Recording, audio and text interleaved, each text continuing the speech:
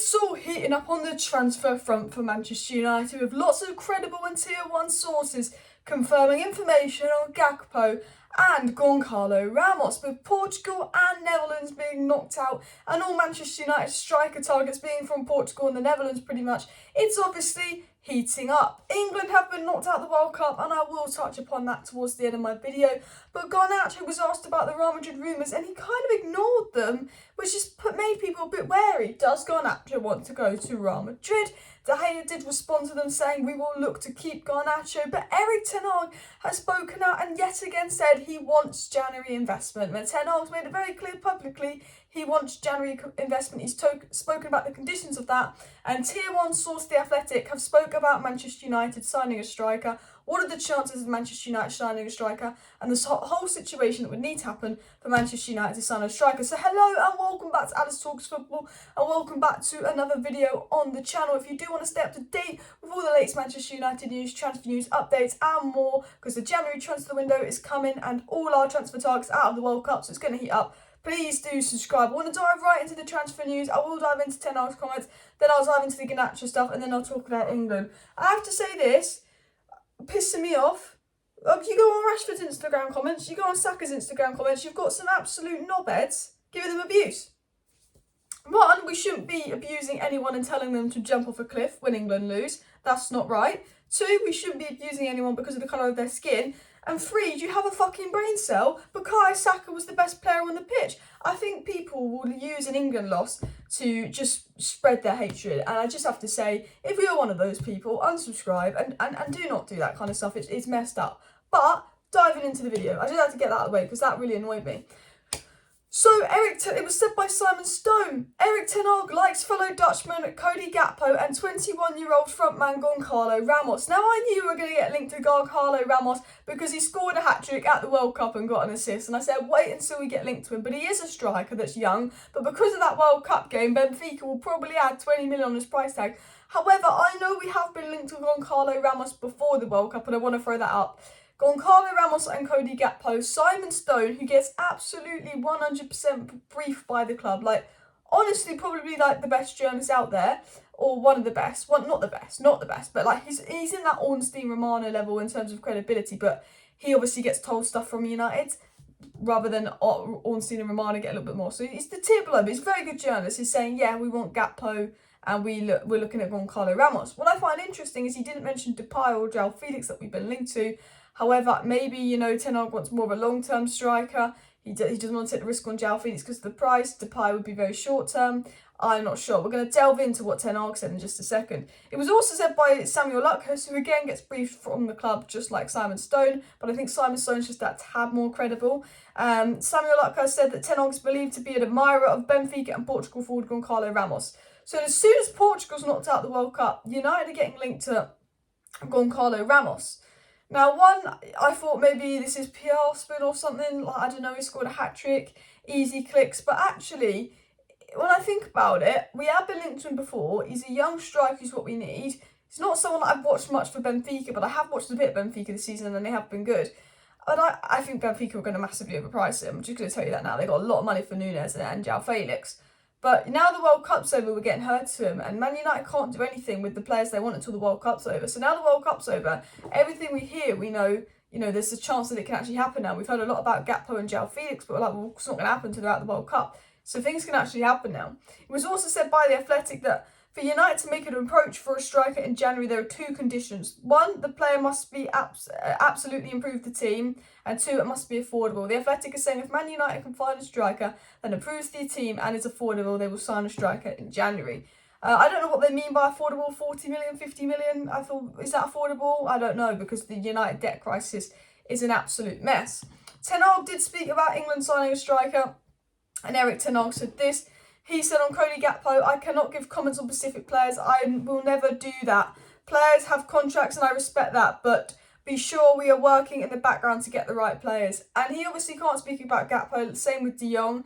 But I think the way he speaks about Gakpo there, you kind of know he wants him like, just be sure we're working in the background to get the right players. We've been linked to Gakpo a lot and he's going, I can't say anything, he's under contract, it's respectful, but we're working in the background to get the right players. Doesn't seem we're working to get Gakpo, but he says that just after he's asked about Gakpo. So for me, I take that as Ten Hag basically confirming Man United are in the works for Cody Gakpo. That's how I interpretate it. You know, because you have to think of what Ten Hag can and can't say, and he would go, no, we're not signing anyone, we're not interested, or he says something like that. He was also asked if Man United are looking for a striker, and he said yes, but only when we find the right player. We will do everything in our power. We are doing research at every opportunity, and we will do everything we can to sign him if the opportunity is there. Is what Ten Hag had to say about signing a player in January. He said, yeah, we're looking to find one. Yeah, United are in for a striker, and yeah, we're going to do everything in our power if the opportunity is there. I think the opportunity is there with Cody Gakpo, but I don't know if I can trust the board. And I think Ten Hag is saying if the opportunity is there, we'll get someone. Well, we're working on Gakpo. I know that for sure. Romano's confirmed that. Maybe we're going to look at Goncalo Ramos and João Felix if we don't get Gakpo. I do worry that, you know, if Gakpo chooses another team over United or another team outbids us, what do we do striker-wise? Because I think Gakpo is the only clear target. I mean, João Felix, Depay and Goncalo Ramos are like the other ones, but I think Gakpo is the only target where United have actually, we know for sure, have put work in. I think we have spoke to George Mendes about Felix, but we haven't done, you know, the level of work we put into Gakpo. Ten Hag also said on out-of-contract players, we are talking to them to extend their contract, but we have control because we have the option on all of the players to exercise those by 1 year. So Ten Hag did speak about, you know, Rashford, Deleuze and a lot of players that need contracts extending, and I would extend Rashford and Deleuze, and I would extend Luke Shaw's by a year. Fred, I think we might have to extend by a year depending on the midfield depth, but I would probably let a lot of the other players go on a free, like Phil Jones. I think it's time for him to go. But diving into the Garnacho story, and then we'll talk a bit about England because I am devastated. It was said on Alejandro Garnacho that Garnacho did not respond to Spanish press asking him about a move to Real Madrid, and De Gea replied, we won't let him go. So Garnacho's been very quiet and he's not responding about press asking if he's going to move to Real Madrid or if he's in talks to Real Madrid. We know Real Madrid want Garnacho. I think they held some kind of talks. I'm not 100% sure. For me, I don't, a lot of people speculating that Garnacho wants to leave now and go to Madrid. I think it wouldn't make sense for Garnacho to leave United because he's actually starting to break into the team. You know, you either leave Man United because you're not getting into the team at all, or you're established in the team and you know you're going to go to Real Madrid and start for them. You know, you move from Man United because you're not going to play and you're going to go somewhere and play, or you're established and you know you're going to go somewhere and play. You know, he'll probably play more for United than he would if he moved to Real Madrid because he'd then have to establish himself into that Real Madrid side when they've got probably more competition and more young winners. They just spent, 62 million on Endrick. I think Real Madrid like Garnacho, but I think it wouldn't make sense for him to go to Real Madrid, in my personal belief, because you're just breaking into United side. You're not like established enough to go to Real Madrid and displace one of their attackers. You'd have to break into their side. It would make no sense. I think Garnacho will get a new contract sorted and all of that. And maybe this is all like speculation to get higher wage on the new contract. I'm not sure. We have to wait and see. But I do think with Garnacho, Rashford and Deleuze, we should be safe to be able to sort them out because I think they're three players that United can't afford to lose. And I do finally want to touch upon England. Fuck France. Well, actually not. I like Varane, so. But it hurts. I actually think, and I thought I'd give my opinion on the England game right at the end here. It hurts because we missed a penalty, but it is harder to score 2 penalties than people think. The ref wasn't great, but I can't sit and actually blame the ref because although the ref was crap, and he did not protect Bukayo Saka, who was fantastic, and there was a lot of fouls on Bukayo Saka. England didn't take the chances and they missed a penalty. That is not the referee's fault. He wasn't a great referee. I think England did enough in that game to win it, and we didn't. And it hurts because France was a fantastic team, but they didn't outplay us. Mbappe was very, very quiet. Griezmann was good. Mbappe was very, very quiet. This was a game where actually I thought we were maybe slightly the better team than France, but France took their chances. And I thought we responded really well to going 1-0 down.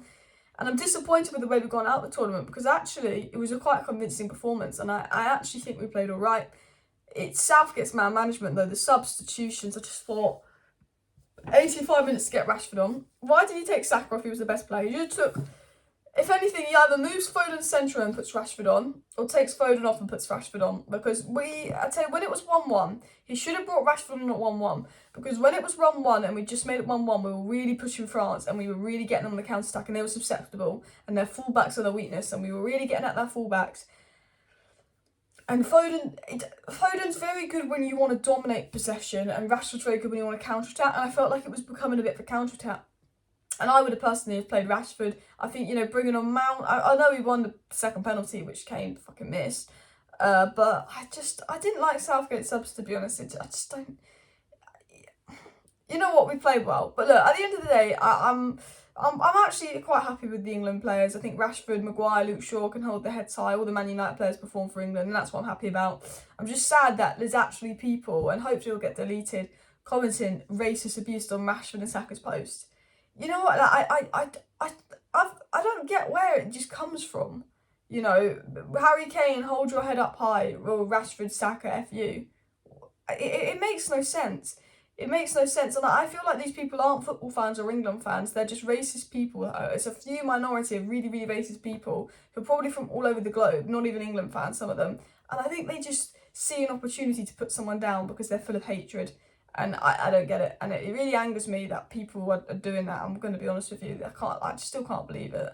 But, you know, luckily it was Kane that missed the penalty and not Rashford or Saka. But it just annoys me that even after the Euros, that stuff's still going on. But anyway, smash a like, smash a subscribe. I will be back live tonight. See you next time, and bye.